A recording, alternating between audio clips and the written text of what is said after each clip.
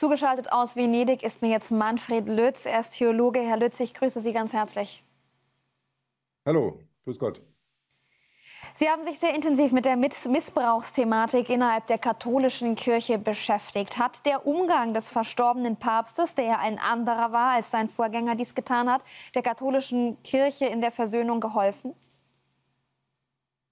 Ich glaube, dass am Anfang Papst Franziskus noch recht ungewohnt war, mit diesem Thema umzugehen. Und da gab es ja auch Schwierigkeiten in Chile. Und dann hat er das aber sehr gut verstanden, glaube ich, und hat dann mit großem Nachdruck dafür gesorgt, dass auch Rechtsnormen geändert wurden, dass auch Bischöfe angeklagt werden konnten, wenn sie vertuscht haben, wenn sie Dingen nicht nachgegangen sind.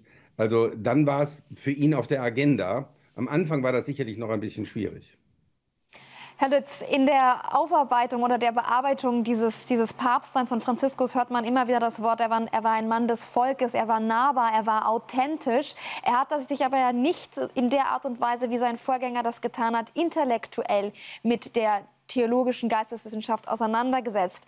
Meinen Sie, dass es jetzt wieder eher ein Papst wie Benedikt oder noch mal einen Papst wie Franziskus braucht? Also ich glaube, das kann man so nicht sagen, dass er nicht intellektuell sich mit den Dingen auseinandergesetzt hat. Aber er war sicherlich vom Typ her ganz anders als Papst Benedikt. Papst Benedikt war ein Wissenschaftler, war ein Theologe, ein großer Theologe.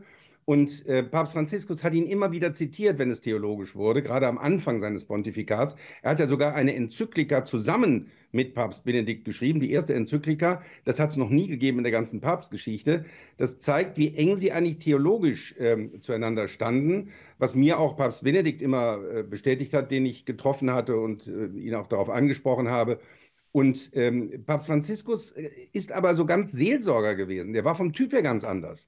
Das heißt, dem kam es darauf an, zu den Menschen zu gehen. Und das ist, glaube ich, auch das Bild, was uns zurückbleibt von einem Papst, der wirklich alles seelsorglich betrachtet hat. Ich bin ihm jedes Jahr kurz begegnet. Ich habe ein längeres Gespräch mal mit ihm gehabt und habe wirklich einen Menschen erlebt, der unglaublich gut, wie Sie gerade gesagt haben, zugehört hat, aber eben auch darauf reagiert hat. Ich dachte, ich komme da jetzt an und erzähle die Dinge, um die es mir ging.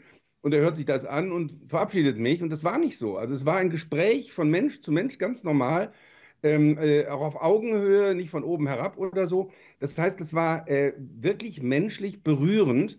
Und am Schluss habe ich ihn gebeten, für einen Menschen, der gerade große Not hatte, zu beten. Dann hat er mich gefragt nach dem Namen, hat den Raum verlassen und kam nach 5 Minuten wieder und hat mir dann einen Rosenkranz gebracht. Er ist also auf sein Zimmer zurückgegangen, hat sich einen Rosenkranz besorgt und hat ihn mir gegeben. Und wenn ich darüber erzähle, kommen mir jetzt noch die Tränen. Also es war wirklich berührend, wie dieser Mann mit anderen umgegangen ist.